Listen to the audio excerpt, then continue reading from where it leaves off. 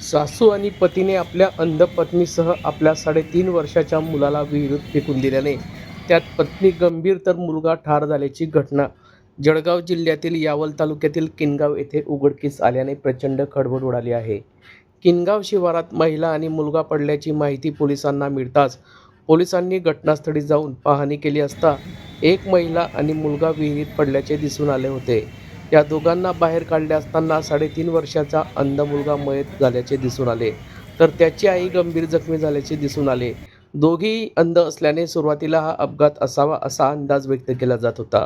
मात्र जखमी असलेल्या सरस्वती पाटील यांनी घडल्या घटनेची माहिती दिली असता सरस्वती पाटील आणि तिच्या 3.5 वर्षाच्या मुलास सासू आशाबाई पाटील आणि तिचा अंध पती स्वप्नील पाटील यांनीच विहिरीत ढकलल्याचे पोलीस तपासात स्पष्ट झाले आहे। या घटनेत आरोपी पती स्वप्नील पाटील आणि त्याची पत्नी दोघेही अंध आहेत असे असताना पत्नी सरस्वती गरोदर असताना केलेल्या सोनोग्राफीमध्ये बाळ अंध असल्याचे स्पष्ट झाल्यावर ही सर्वस्वी आणि बाळाला जन्म देण्याचा आग्रह कायम ठेवल्याने या दोघेही पती पत्नीमध्ये गेल्या काही महिन्यापासून मोठा कलह निर्माण झाला होता।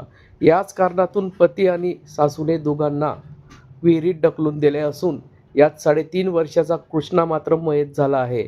पोलिसांनी पती आणि सासू यांच्या विरोधात गुन्हा दाखल करून ताब्यात घेतले असून या घटनेचा अधिक तपास सुरू आहे। या संदर्भात अप्पर पोलीस अधीक्षक संदीप गावित यांनी याबाबत अधिक माहिती दिली असून ही माहिती आज दिनांक 14 जुलै रोजी दुपारी 1 वाजता माध्यमांना प्राप्त झाली आहे।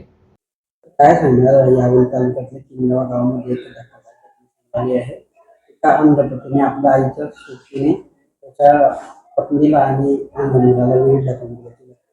काय घटनेच्या या संदर्भात काय गुन्हा दाखल झाला? काल यावल पोलीस स्टेशन हद्दीतील किनगाव येथे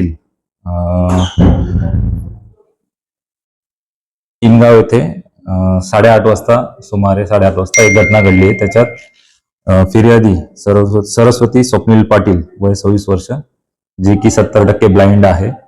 हिने एक कंप्लेंट दाखल केलेली आहे आपण तिच्या म्हणण्यानुसार की काल 8:30 वाजता तिचा पती आणि तिचा सासू, तिचा पती हा पूर्णपणे ब्लाइंड आहे, सासू ब्लाइंड नाहीये, हे दोघ जण घेऊन त्यांच्या शेतामध्ये गेले आणि तिला तिथं धक्का देऊन विहिरीत पाडलं। या घटनेमध्ये तिच्या सोबत तिचा 3.5 वर्षाचा मुलगा कृष्णा हा देखील त्या विहिरीत ढकलल्यामुळे त्या ठिकाणी मयत झालेला आहे। तिच्या तक्रारीवरून आपण यावल पोलीस स्टेशन येथे BNS 103(1), 109(1) आणि 3(5) अन्वये गुन्हा दाखल केलेला आहे। या घटनेचं फिर्यादीच्या सांगण्यानुसार कारण असं होतं की सदर जो मुलगा होता हा देखील ब्लाइंड जन्माला आलेला होता आणि त्या कारणास्तव तिचे पती आणि तिची सासू तिच्यावर राग धरत होते। या कारणातून त्यांच्या घरामध्ये कलह होता।